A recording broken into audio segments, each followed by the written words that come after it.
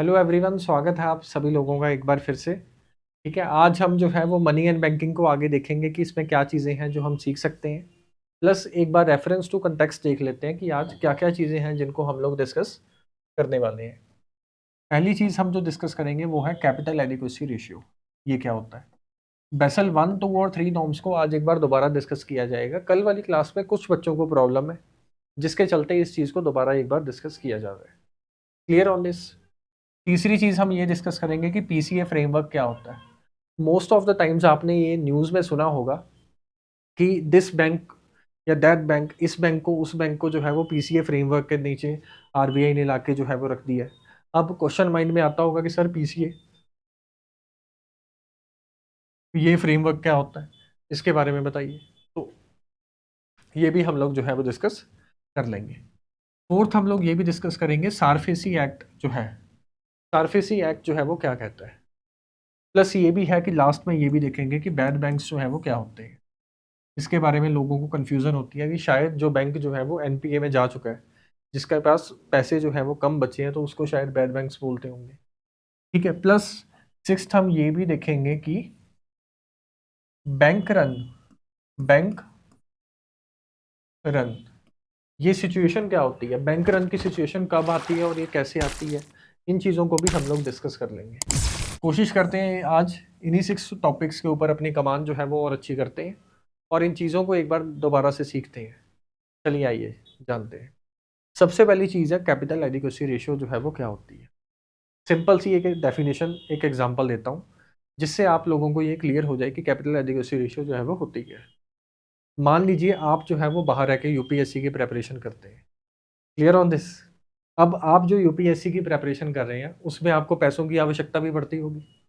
अब अगर आप बोलें कि घर से मुझे जो पैसा आ रहा है, क्लियर ऑन दिस, या फिर मुझे जो इनकम आ रही है उसका कुछ प्रतिशत जो है वो मैं सेविंग के रूप में साइड में रख लूंगा और हर महीने रखता चला जाऊंगा और इस पैसे को उस समय यूज करूंगा जब मेरे ऊपर जो है वो क्राइसिस का समय होगा या फिर जब मुझे पैसे चाहिए होंगे। अब वो जो पैसा आपने साइड में रखा रखा है, क्लियर ऑन दिस, और जिसको आप तब यूज करेंगे जो कि क्राइसिस के समय उससे एडजस्टमेंट में हेल्प करेगा, तो उसको बोलते हैं कैपिटल एडिक्वेसी रेशियो।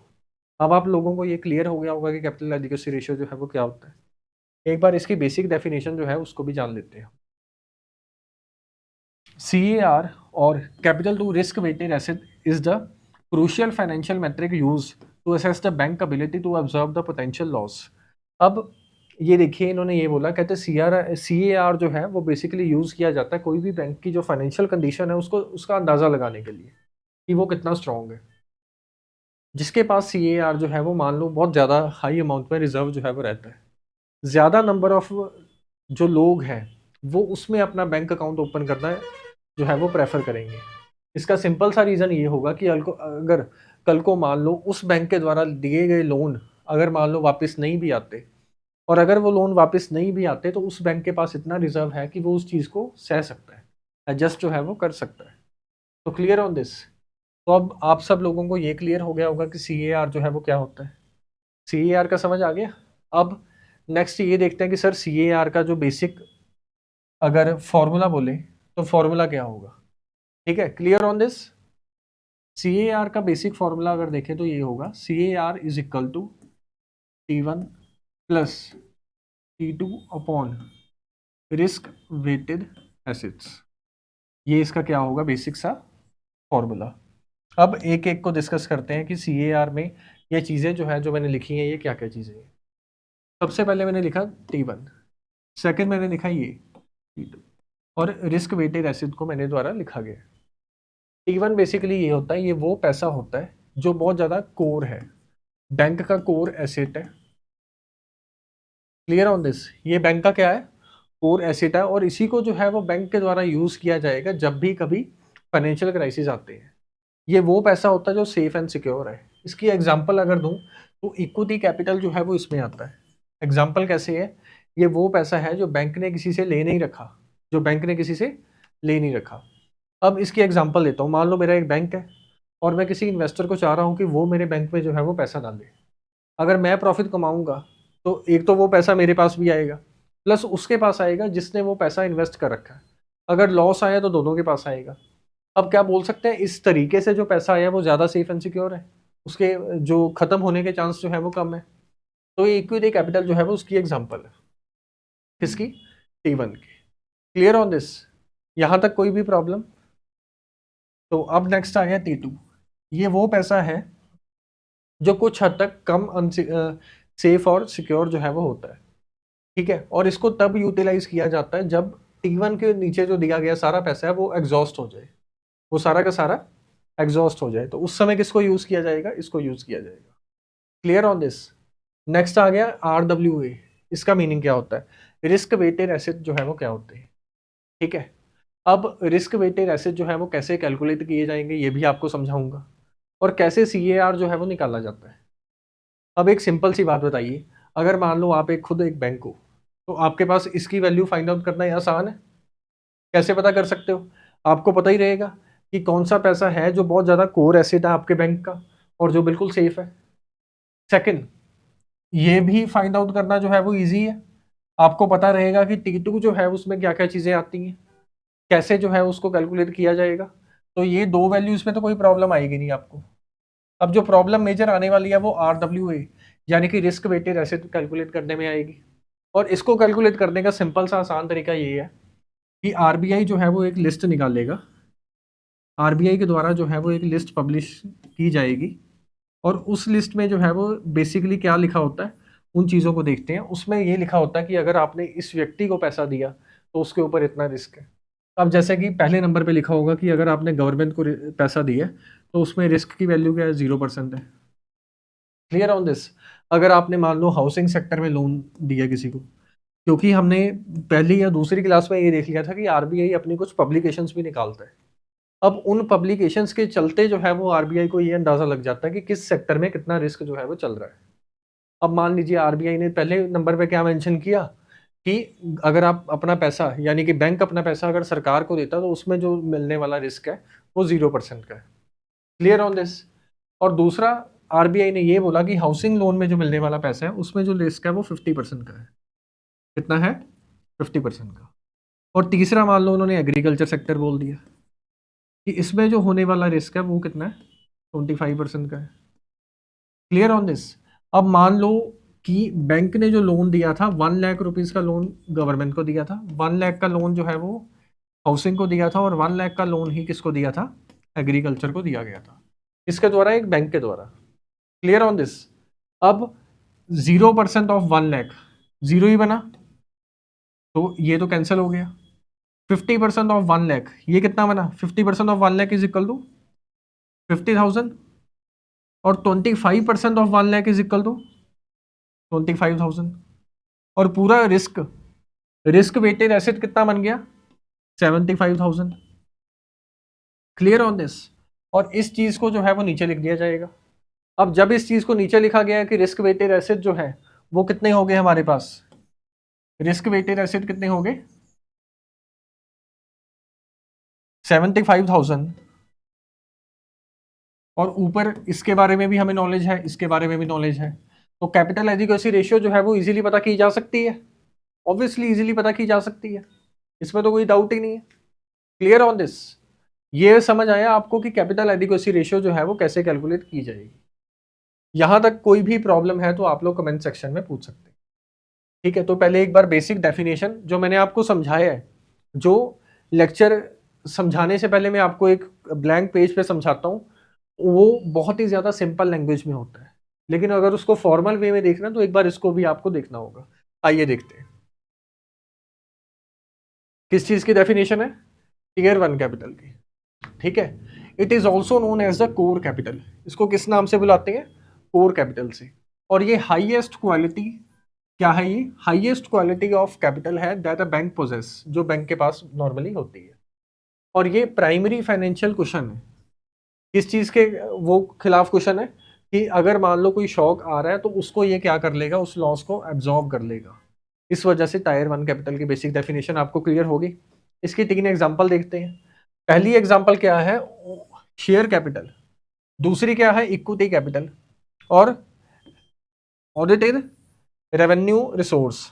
और इनटेंजिबल एसेट्स।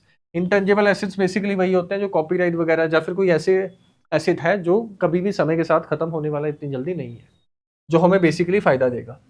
तो टायर 1 जो है वो आपको क्लियर हो गया होगा। नेक्स्ट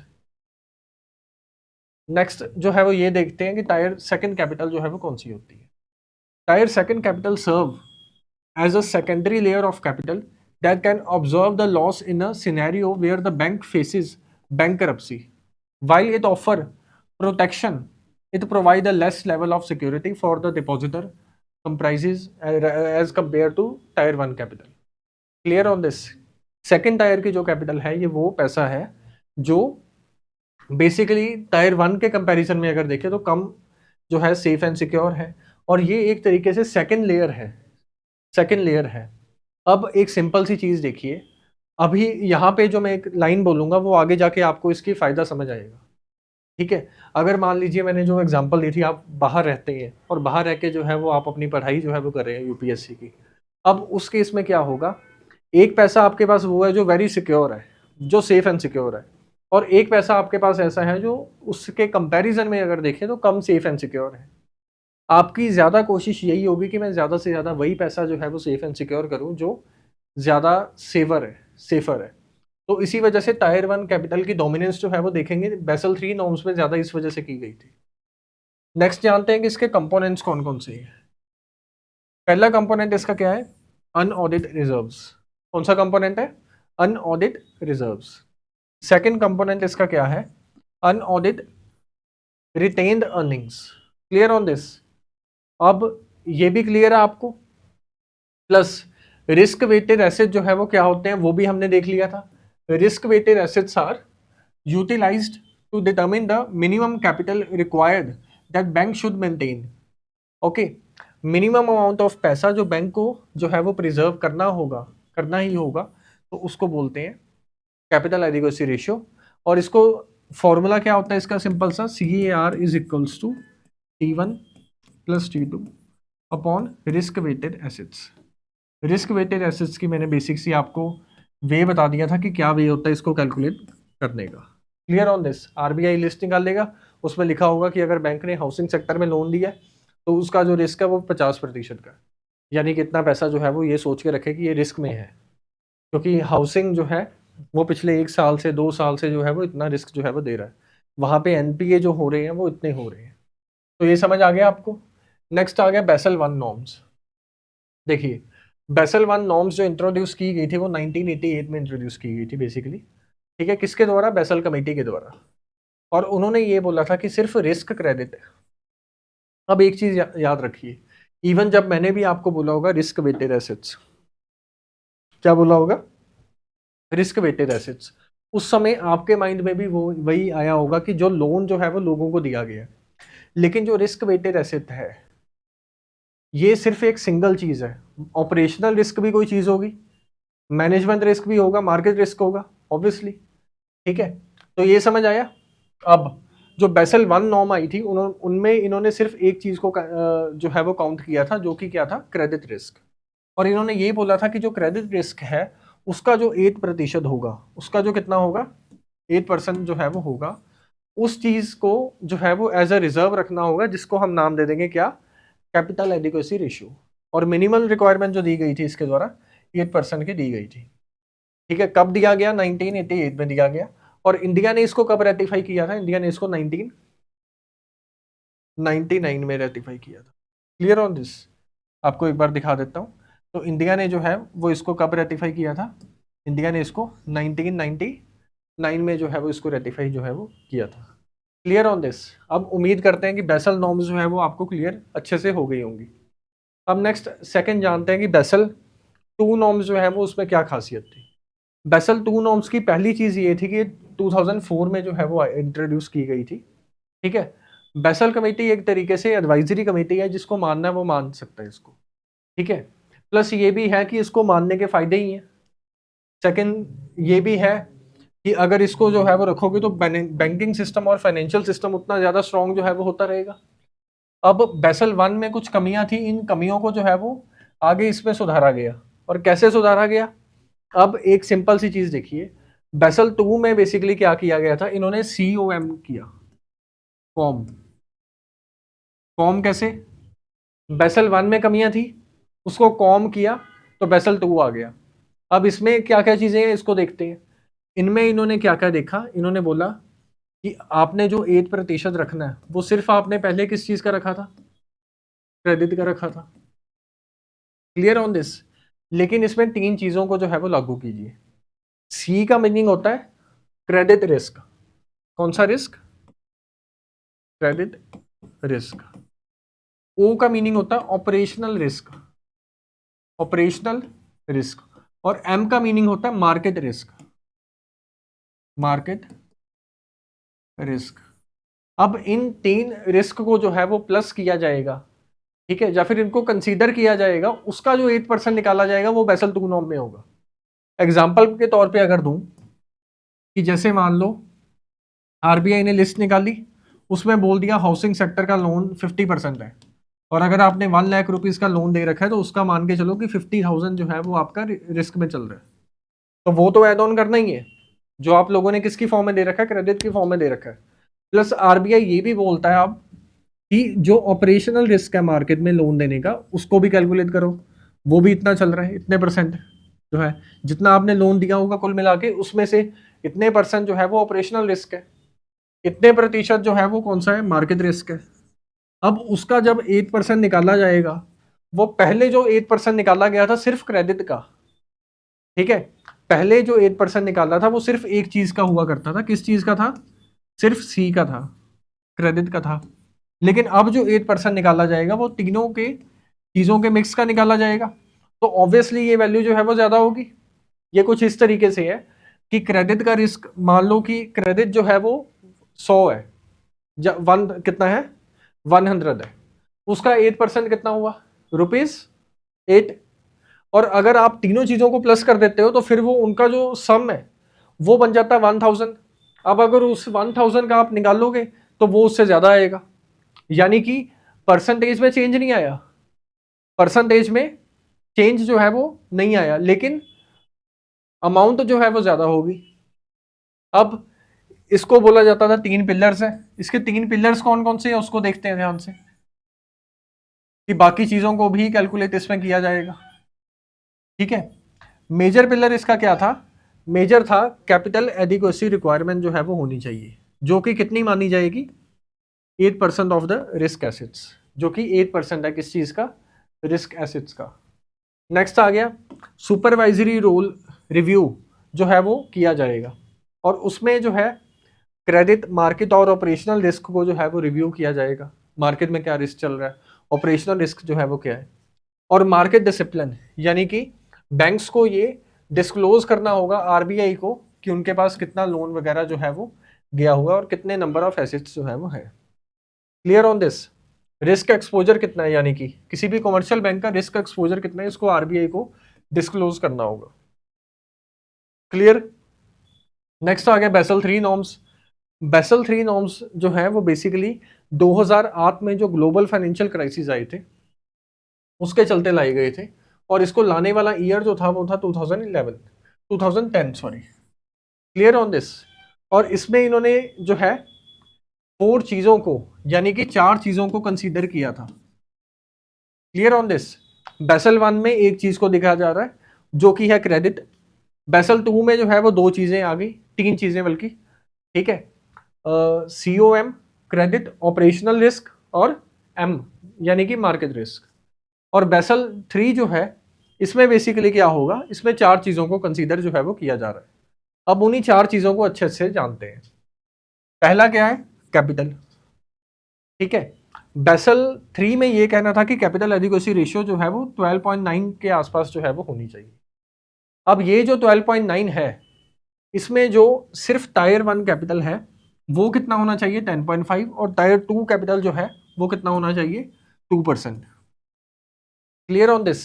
अब लेक्चर को अगर आप पीछे जो है वो देखेंगे, मैंने कुछ समय पहले जो है वो आपको बोला था कि क्योंकि ये ज्यादा सेफ एंड सिक्योर है तो इसकी जो वैल्यू है परसेंटेज की वो भी ज्यादा होगी, क्योंकि ये अनसिक्योर है तो इसकी जो परसेंटेज की वैल्यू है ये कम होगी। Clear on this.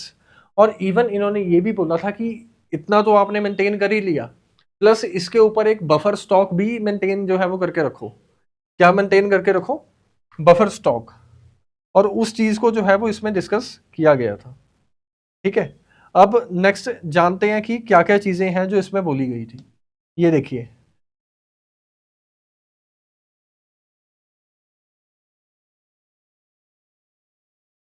सबसे पहले क्या बोला, capital conservation buffer of 2.5%।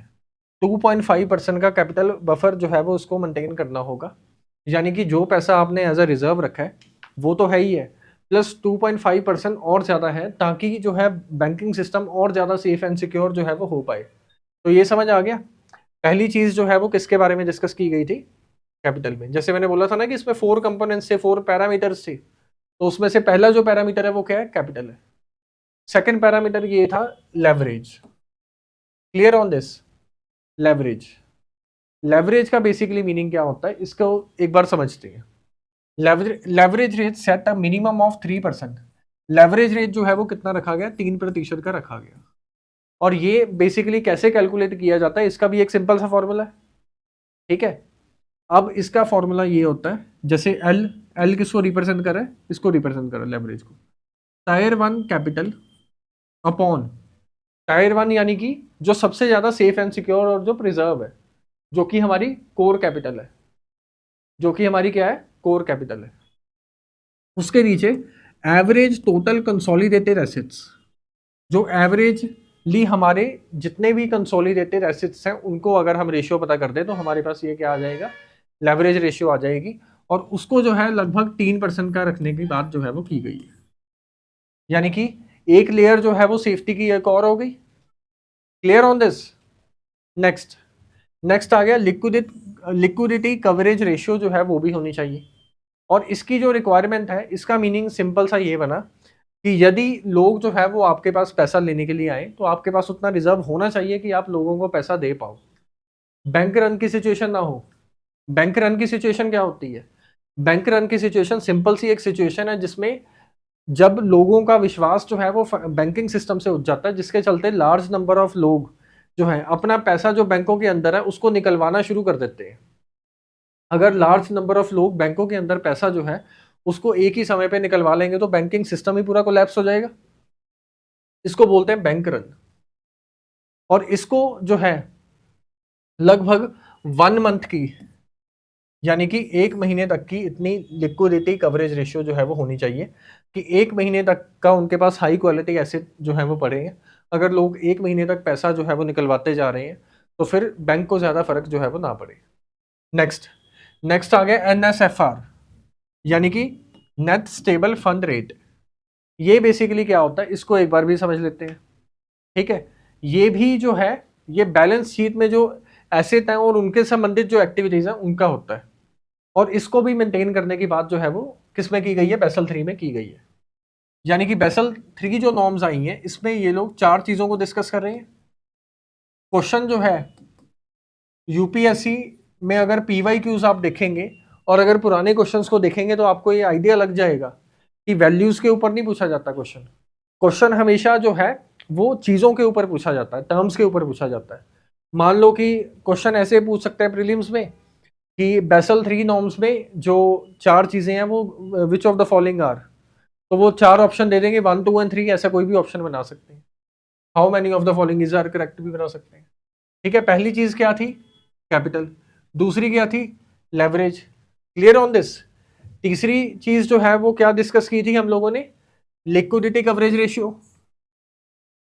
LCR, liquidity coverage ratio. और लास्ट हमने क्या डिस्कस किया था, नेट स्टेबल फंड्स रेट।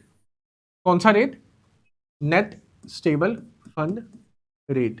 और इन्हीं चारों चीजों को जो है वो इसमें बेसल 3 में रखा गया। Clear on this. इस चीज में कोई भी प्रॉब्लम है, आज बेसल 1 2 एंड 3 तीनों को हम लोगों ने डिस्कस किया। एक बार दोबारा से इनको डिस्कस करते हैं और एक सिंपल सी डायग्राम जो है वो बनाते हैं और उस डायग्राम के चलते जो है वो समझने की कोशिश करते हैं कि बेसल 3 में एक्चुअली क्या क्या चीजें जो है वो है। Clear on this. अब ये देखिए डायग्राम क्या होगी, बेसल 1, बेसल 2 और बेसल 3। पहले एक बॉक्स जो है वो ऐसा बना लीजिए कि सबसे पहले क्या चीज आई, किस ईयर में आई वो ईयर लिख दो, इंडिया ने उसको कब इम्प्लीमेंट किया वो लिख दो। सेकंड ये लिखो कि इसमें सिर्फ एक चीज को कंसीडर किया गया था विच इज क्रेडिट। इसमें किसको किया गया था, तीन चीजों को कंसीडर किया गया था, credit, operational risk, market risk. और इसमें जो है वो लगभग चार चीजों को डिस्कस किया गया था। और इसको चलते जो है इतना ही पोर्शन जो है वो सिग्निफिकेंट हो जाता है बेसल नॉर्म्स के चलते। नेक्स्ट, जैसा कि मैंने आपको बताया कि बैंक रन की सिचुएशन क्या होती है। बैंक रन एक ऐसी सिचुएशन है जब लार्ज नंबर ऑफ लोग जिनका उस बैंक में अकाउंट है वो आ जाएं और बोलें कि मेरा पैसा जो है वो निकाल लो। अगर ऐसे कोई सिचुएशन आ जाए तो उसको बोलते हैं बैंक रन। बैंक रन तभी आता है यदि हमारे देश की फाइनेंशियल स्थिति जो है वो अच्छी नहीं है। Clear on this. अब एक बार बेसिक डेफिनेशन भी जान लेते हैं बैंक रन की क्या होती है। It occurs when a large number of consumers of a bank और अदर फाइनेंशियल इंस्टीट्यूशन, बैंक या फिर अदर फाइनेंशियल इंस्टीट्यूशन के विड्रॉ देयर डिपॉजिट साइमल्टेनियसली, अगर एक ही समय में अपना पैसा जो है वो उसमें से निकालना शुरू कर देते हैं, ठीक है, तो उसके चलते जो है वो बैंक के चांसेस होते हैं कि वो जो है उसके पास पैसे की कमी आ जाए, ठीक है, तो इसको बोलते हैं bank run. As more people withdraw their funds the probability of default increase, more people withdraw their deposits. कहते अगर ज्यादा से ज्यादा लोग जो है वो अपने पैसे निकालेंगे, इस चीज के चलते बाकी लोग जो है वो इस चिंता में आ जाएंगे कि कहीं हमारे पैसे जो है वो ये बैंक देने से मना ना कर दे, या हमारे पैसे जो है वो कहीं वो ना हो जाए, खराब ना हो जाए। तो उस चीज के चलते जो है बाकी लोग भी निकलवाना शुरू करेंगे और इसका जो इफेक्ट है वो बाकी सभी पब्लिक पे होगा। और उस चीज के चलते बैंक जो है जिसने एक्चुअल में शायद डाउन नहीं भी जाना था वो डाउन चला जाता है। Clear on this. तो ये बैंक रन की सिचुएशन होती है। नेक्स्ट, मान लो आरबीआई ने इंटरनेशनली, तो हमने देख लिया कि बेसल 1 2 3 नॉर्म्स जो है वो रखे गए। बैंक रन की सिचुएशन क्या होती है, हमने ये भी देख लिया कि कैपिटल एडिक्वेसी रेशियो जो है वो क्या होती है। रिस्क वेटेड एसेट्स को भी हमने डिस्कस जो है वो कर लिया। अब नेक्स्ट हम ये जानते हैं कि पीसीए फ्रेमवर्क क्या होता है जो इंडियन बैंकिंग सिस्टम में होता है। तो सबसे पहली चीज जो पीसीए फ्रेमवर्क के बारे में आपको जाननी है वो ये है कि पीसीए फ्रेमवर्क कब आया। ये आया था सन 2002 में। और ये बेसिक सा इसका जो मकसद है आने का वो ये है कि अगर मान लो हमारा जो फाइनेंशियल सिस्टम है उसमें कोई प्रॉब्लम चल रही है किसी बैंक में, तो बैंक को चीज़ों को डिस्क्लोज करना होगा और कुछ क्राइटेरिया है। अगर वो क्राइटेरिया जो है वो मैच हो जाता है, अगर वो क्राइटेरिया जो है वो मैच हो जाता है, तो फिर बेसिकली क्या होगा, तो फिर जो आरबीआई है वो उस बैंक को पीसीए फ्रेमवर्क के नीचे डाल देगा। और पीसीए फ्रेमवर्क के नीचे आने के बाद आरबीआई उसको डिक्टेट करेगा कि तुम कैसे कैसे चीज़ें जो है वो करोगे। ऑपरेशंस जो है वो उस बैंक के सभी जो है वो आरबीआई या आरबीआई द्वारा कोई व्यक्ति के द्वारा किसी अपॉइंटमेंट के द्वारा जो है वो रेगुलेट किया जाएगा। पीसीए फ्रेमवर्क समझ आ गया। अब इसमें मेजर जानने वाली चीज क्या है, इसमें मेजर जानने वाली चीज ये है कि पीसीए फ्रेमवर्क कब आया। ठीक है, आरबीआई ने इसको इंट्रोड्यूस किया था पीसीए फ्रेमवर्क को इन द सन 2002 में। Clear on this. और ये क्यों जो है वो किया गया था, ये बेसिकली हमारी फाइनेंशियल सिस्टम को और ज़्यादा स्ट्रॉन्ग करने के लिए जो इसको किया गया है। पहली चीज़ ये है कि पीसीए फ्रेमवर्क में क्या क्या चीज़ें इंक्लूड की गई हैं। पहली चीज़ वो क्या कैलकुलेट करेंगे अगर किसी भी बैंक का पीसीए फ्रेमवर्क के नीचे लेके आना है, तो तीन चीज़ें हैं। पहली है CRAR. CRAR is basically capital adequacy ratio. इसको कैलकुलेट किया जाएगा अगर किसी बैंक कोई बैंक है जो अपनी कैपिटल एडिक्वेसी रेशियो जो है वो मेंटेन नहीं कर पा रहा जितनी आरबीआई ने सेट कर रखी है, तो उस बैंक को जो है वो पीसीए फ्रेमवर्क के नीचे ला सकते हैं। दूसरी कंडीशन ये है कि अगर उसके net performing assets, non performing assets जो है वो ज़्यादा हो रहे हैं, अगर उसके नॉन परफॉर्मिंग एसेट्स की वैल्यू जो है वो इंक्रीज हो रही है, तो उसको भी पीसीए फ्रेमवर्क के तहत लेके आ जाएंगे। और तीसरी चीज़ ये है कि रिटर्न ऑन एसेट्स, जो उसने लोन दे रखे हैं मार्केट में, उसके ऊपर आने वाली जो रिटर्न है वो लगातार कम होती चली जा रही है। Clear on this. अगर ये तीनों चीजें सेटिस्फाई होती हैं तो वो बैंक जो है वो किस में आ जाएगा, पीसीए फ्रेमवर्क में लेके उसको आ जाएंगे। Clear on this. नेक्स्ट ये डिस्कस करते हैं कि सारफेसी एक्ट क्या होता है। सारफेसी एक्ट, पीसीए फ्रेमवर्क, ये कहीं ना कहीं एनपीए से ही संबंधित है। Clear on this. अब इसको देखते हैं। सारफेसी एक्ट में ये होता है, एक सिंपल सी कहानी बताता हूँ जिससे आपको ये क्लियर हो जाए। मान लीजिए आप जो है वो एक कंपनी होल्ड करते हो और आपने किसी बैंक से लोन लिया। अब उस लोन को जो है वो आप नहीं चुका पाए, पहले 30 दिन नहीं चुका पाए, तो वो क्या होगा, 90 डेज का टाइम हो गया, नहीं चुका पाए। 1 साल का टाइम हो गया, नहीं चुका पाए, नॉन परफॉर्मिंग एसेट्स बन गया वो। अब नॉन परफॉर्मिंग एसेट बनने के बाद सरफेसी एक्ट उस पर लागू हो गया।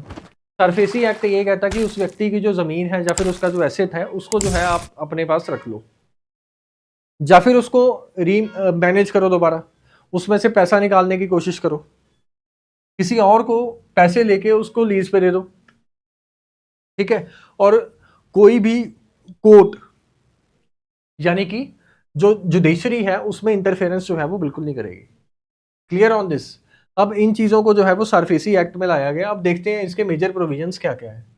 SARFAESI act is an effective only against secure loans. ये किसके अगेंस्ट होता है? ओनली ऑन सिक्योर लोन्स के। मेन ऑब्जेक्टिव इसके क्या है? लीगल फ्रेमवर्क जो है for securitisation activities on India, उसके लिए लाया गया। प्रोसीजर बताता है कि एनपीए को जो है हमने एसेट में कैसे चेंज करना है। Clear on this. और ये enforce the security interest without court intervention. किसी भी न्यायालय की इंटरवेंशन के बिना जो है उसका सोल्यूशन हमने क्या निकालना है, तो उसको भी इसमें डिस्कस किया जाता है।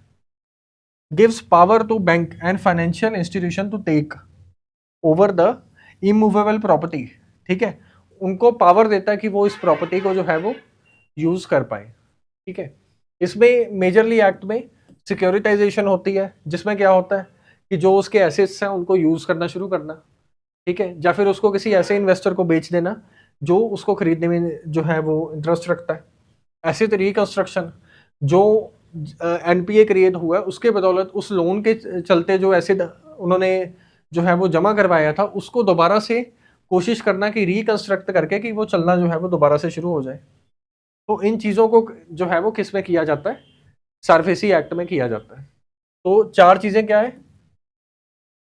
पहली चीज़, उसको एसेट को ले लेना, सेल या लीज पे दे देना और साइन कर देना कि इसमें से पैसा कमा लो। Appoint manager to manage the security, उसको मैनेजर को अपॉइंट करना कि इसको वो जो है वो एसेट में कन्वर्ट कर दे, और किसी और को बोल देना कि जो है वो लोन पे करे। अब नेक्स्ट लास्ट जानते हैं कि बैड बैंक्स क्या होते हैं। कौन से बैंक्स? Bad banks. अब bad bank is a financial institution setup और बाय और लोन, ठीक है। अब सिंपल सी डेफिनेशन देखिए क्या है। कोई भी ऐसा बैंक जिसको क्यों इस्टेब्लिश किया गया, जो भी चीज़ एनपीए क्रिएट हो चुकी है, स्पेशली कुछ बैंक्स होते हैं जो उस एनपीए को ले लेते हैं और उसको लेने के बाद उसको वो कोशिश करते हैं कि इसके हम कुछ पैसे कमा पाए या फिर इससे हम कुछ चीज़ जो है वो निकाल पाए। यानी कि जो एनपीए क्रिएट हो रखा है जिसकी कोई उम्मीद नहीं है उसमें से पैसे आने की, उसको भी यूज़ किया जाए इस चीज़ के चलते, और उसमें से जो है वो मान लो कुछ पैसा आने लगे और वो एक एसिड के तरीके से निकल के सामने आए, तो उसको बोलते हैं bad banks. Clear on this. तो होप सो आज का जो है लेक्चर आपको समझ आया होगा। सारफेसी, पीसीए फ्रेमवर्क, बेसल 1 2 3, ठीक है, कैपिटल एडिक्वेसी रेशियो, और लास्ट में जो हमने डिस्कस किया था बैंक रन और बैड बैंक्स। होप सो ये सारी चीज़ें जो है वो आपको क्लियर हो गई होंगी। कल जो है वो मनी एंड बैंकिंग का लास्ट चैप्टर है, लास्ट सेक्शन है, और उसके बाद जो है वो नया लेसन शुरू करेंगे। Thank you.